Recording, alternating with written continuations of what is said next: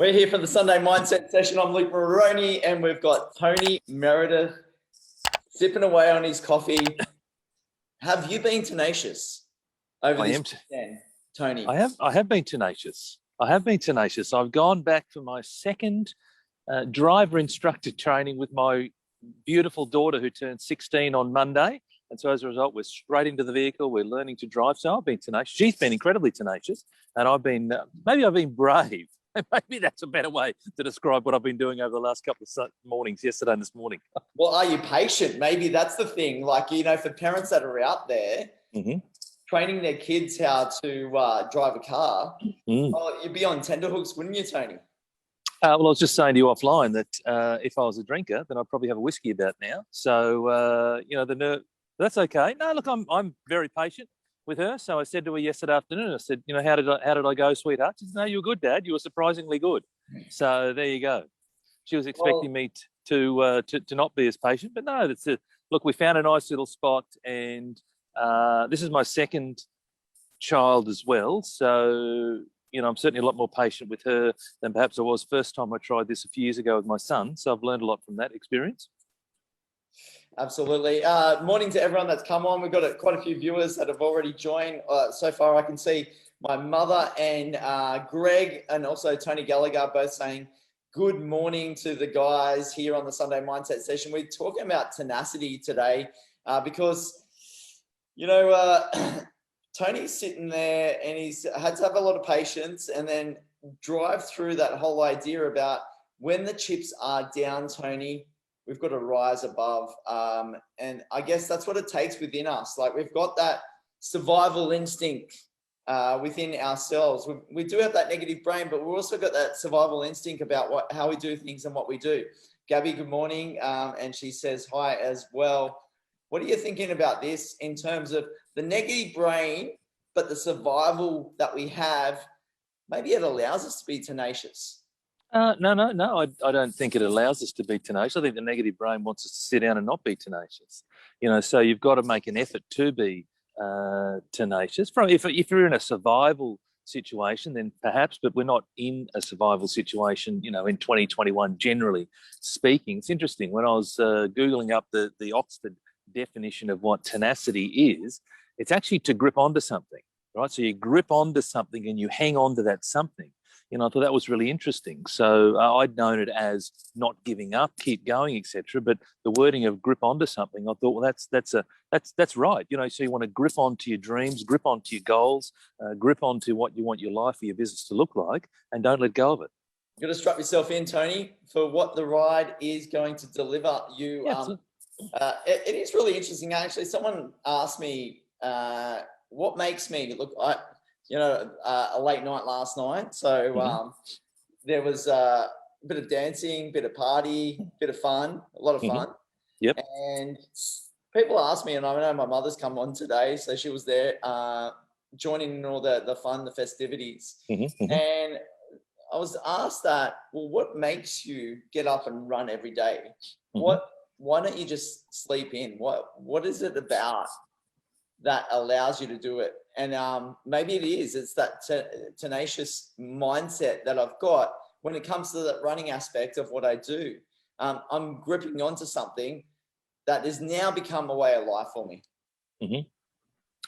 What was the reason when you started? To me, that's the better question, because a lot of people, I sense, Luke, compare themselves to you where you are today, and what you've done is extraordinary. Right, and we've talked about this, and I was, fortunate enough to celebrate your 1000th, and you keep going. So that's extraordinary. I don't want to downplay that. But I think for people at home, how can we be of most value to them? What was it that got you started? That's really the bit for me that is let's unpack that. Yeah, look, if I go back, it was, things weren't, feeling that good for me. I don't think it was a massive rise or a case of, I've seen people where they're overweight by 60, 70 kilos or something like that. And that they've almost hit rock bottom. But for me, it was like, things weren't going well. I put on a couple of kilos, nothing major. But once I got started on it, I was like, this really helps my mindset.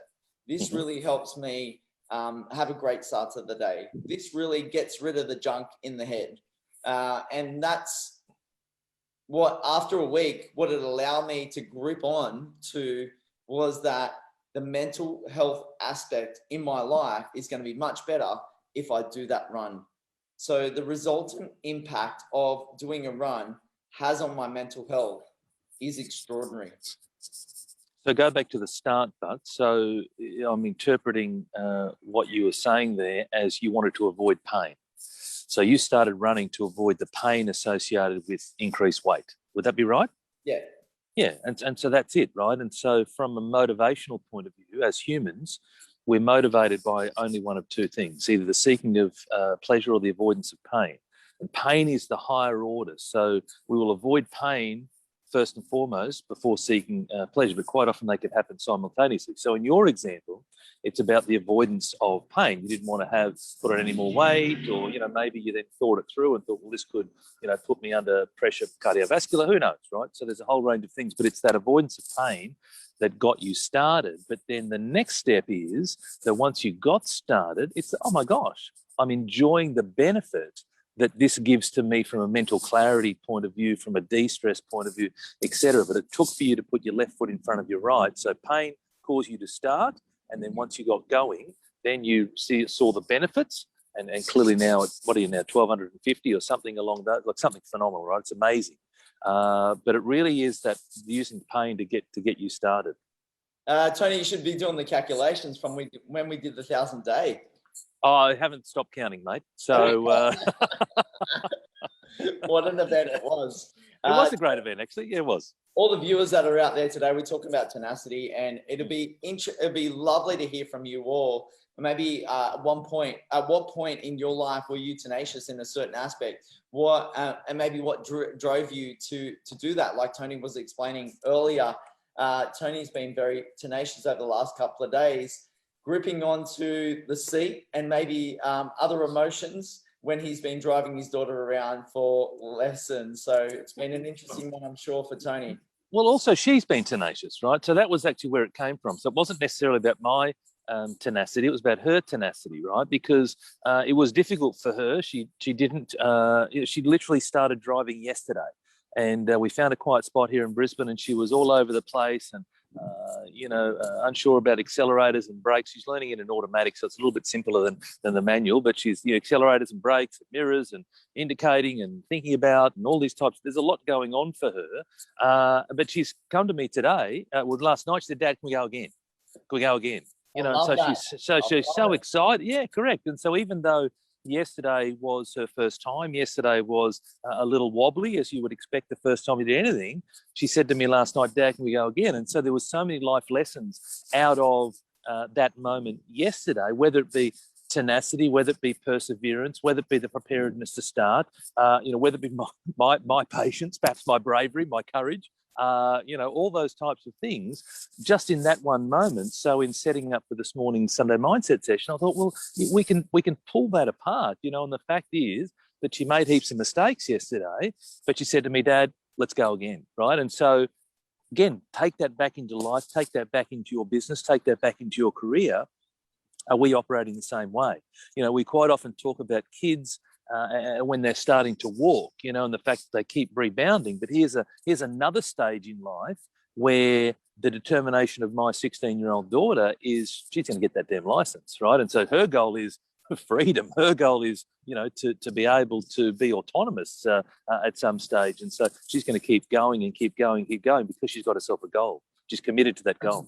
Tony, just put your microphone against the shirt there. Oh, sorry, mate. Sorry, mate. Says, I resigned from a building business I was 50% partner in and left no financial gain, and the journey began again. Sean says, I learned to drive in an old ute with a column shift manual. So Very different days right now. We're almost getting to the point where some of the kids that are maybe young teenagers may not even drive one day. So we might even get to the whole thing about driverless cars and things like that. So more and more, the car that I have now, Tony, has its cruise control plus lane assist as well. So most of the time you're just going to sit back and enjoy the ride. But You Or know, you can just get Uber. So my son, he doesn't have his license. He's 18. He doesn't have his license, and there's some reasons behind that. But he Ubers, he trains, he buses. His girlfriend's got her license, so he bums a lift off her quite often. But I mean, he's being resourceful in the sense of, well, he doesn't have a license, but he's still got to get from point A to point B. He's wanting to start a business for himself, and so I said, well, mate, you've got to figure out how you're going to get around, because mum and dad, I've obviously got my business during the day. My wife, she works as well. So if you want to do that, then you've got to be resourceful with the situation. Even if he wanted to drive, he started today, it'd still take him. He's still got to do his 100 hours and all those sorts of things. So he's still months and months and months away from actually getting a license. So, there's resourcefulness that he's adopting to be able to start his business. Yeah, David says, good morning, everyone. And Gabby says, I have a learner in the house too. And it's an interesting part of the parenting journey. We're both going well, she says. Good. And for me, it's about... You wonder if that's the truth or not, Tony. I'm like, and is it the truth for you right now? Are you going well with it? Oh, no. So yesterday I was shitting myself. No, absolutely. And I said earlier that if I was a drinker, I'd be having a whiskey about now. So no. So I'm, being upfront about it. There's been a few moments when I've had to grab the steering wheel and prevent us from collecting a car or collecting a gutter. So 100%, it's not smooth sailing, but again, it's more about, I love the fact that my daughter's locked onto something. She's got a goal. And so for me, I'm pulling apart the thought processes and then wanting to apply that to life, to business, to career, etc., and going through that. We do these things at different times in our life. We have a commitment to something we don't let go. And so for me, it's not a capability issue for all of us, because at some stage, we've all had a goal, we've all worked towards it, we've all accomplished that particular goal. What it is, it's a commitment issue. It's a commitment issue, not a capability issue. So when you're committed to doing something, like she's committed to learning to drive, you will do whatever you've got to do. Like, she is not an early riser. She's been on holidays. So we've been getting up at 5:45. Now, for me, that's fine, but for her, it's a struggle. And so getting up, having to spend the next half an hour just actually waking up, has been a real issue, but she's committed to that goal. And so it comes back to, for all of us, wherever we are, it's about doing what you've got to do to be committed to accomplishing the thing that you've got in front of you.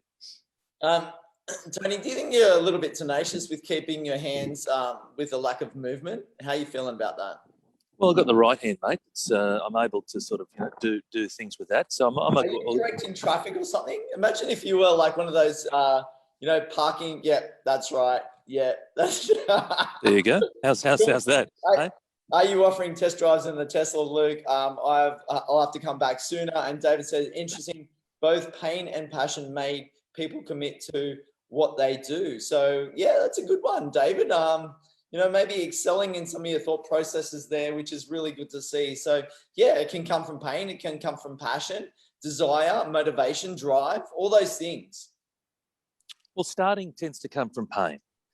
So quite often people will talk about rock bottom. They'll talk about, I don't want to hit rock bottom. I don't want to lose all my money. I don't want to, have a heart attack. And sadly, a lot of people wait until those events to happen before they take action.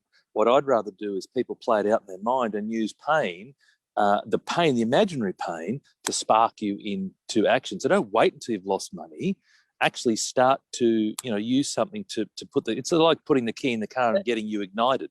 Right. So is it thinking about adverse, things, or, what could possibly happen, gotcha. The pain points of what could possibly happen?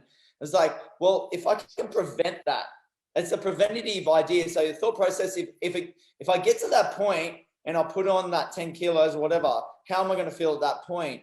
And I'm going to be slower. I'm going to be less healthy. I'm going to be all those things. Okay, for me to then prevent myself, how do I prevent myself from being that 10 kilos heavier? That's right. And and that's the process that you would have gone through along those lines all those years ago before you did your very first run. You just said that you were putting on a bit of weight, so there was some pain starting to come up for you. It's like, oh my gosh, I've chucked on a couple of kilos. As I said, maybe you thought that through right through to the end, maybe you didn't. And what I mean is maybe, you go more weight, could lead to diabetes, could lead to cardiovascular disease, etc. I mean, that's where you really start to pile on the pain to elicit an action. But nonetheless, you had some pain, right? And that pain then caused you to go, hang on a second, I'm not happy with that. That's causing me grief. I'm going to do something about it, right? And so there's a saying which is change happens when the pain of staying the same becomes greater than the change itself. So anytime you go and change, it's hard, it's difficult, you're not used to it. You've got to connect your neurons, you've got to fire and wire them together.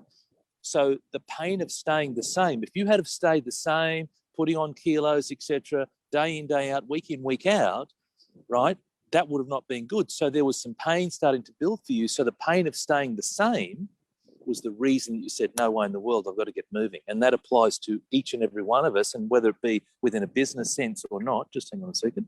Yeah. Whether that be, I thought I did do not disturb anyway, whether that be in a business sense, a health and wellness sense, a relationship sense, a career sense, it doesn't really matter. It's all the same process. David says, oh, and fear too. Fear is fear of going to have more pain. So, yeah. Well, that is pain, right? So fear, so let's think about what fear is, right? So fear, our mind sees fear as being danger, right? So there's two types of fear at the highest level. There's danger, that is, I'm in genuine danger. That is, if there was a car hurtling towards me, then I would want the emotion of fear to kick in because I want to get out of the way. If I didn't have the emotion of fear, I'd stand here talking to you and the car would run me over and right, so it'd be a mess. So there's genuine danger, right? But then there's also irrational or illogical fear. That is, I'm worried about speaking in front of public. I'm worried about standing in the middle of a car park doing a Facebook Live. I'm worried about asking that boy or girl out. I'm worried about making that sales call in case they say no, right? That is irrational or illogical fear, because are you in danger from any of those things? And the answer is no, you're not. You're not in danger from any of them. But yet we play this thing up in our mind where we create it into being this event, and it's the meaning that we place on these things, and that event is then preventing us from doing it. So we're associating pain, right? So I'm going, oh my gosh, I don't want to have the fear of failure. I'm associating pain with that, hence I'm going to avoid it. I'm going to watch Netflix. I'm going to go and do a gazillion and one other things as opposed to tackling the thing that I know I should be doing. You know, thinking is a really interesting thing. You know, we always talk about what would a 3-year-old do, right? They just go out and just do their thing. Like, tenacity comes on of going through that thought process, and then whether you want to take that leap or you pull back, like you said about staying on the couch. But 3-year-old just goes out and they just do it. It's just inbuilt of whatever you're thinking of, you just basically go out and do. And then thinking is a really interesting process that we go through. Whether we, you know, pull it back and we're in fear and we have that pain and we just do nothing, or we rise to the challenge. Sean says the same pain that can cripple some can motivate others. Exactly. And so the majority of people, sadly, Luke, do the former. They let the pain prevent them from doing the thing, and they'll have regret. They'll get to their older life and they'll have enormous amount of regret.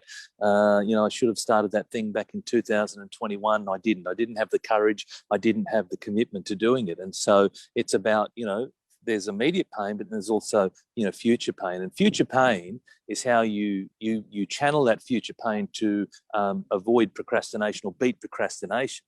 Because now, if you want to avoid or beat procrastination, you find a higher order pain. So, for example, I've got a sales call to make or a run to do, and I'm associating pain with that immediate thing that's in front of me.